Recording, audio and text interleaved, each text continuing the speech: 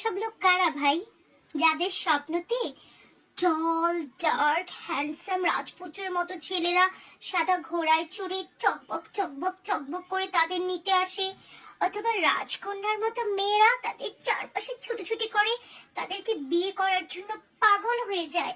আর আমার স্বপ্নে কি আসে জানেন? ভিখারির মতো কিছু মানুষ ভাঙ্গা প্লেট হাতে নিয়ে আমার সামনে এসে বলে, আপা 2 দিন ধরে কিছু খাই না, করে ভিক্ষা দিবেন। অথবা দেখতেছি বিছানা থেকে আমি ধপাস করে নিচে মাটিতে পড়ে গেছি। অথবা কখনো কি দেখি জানেন, এই বুড়া বয়সে আমি বিছানায় হিসু করে দিছি।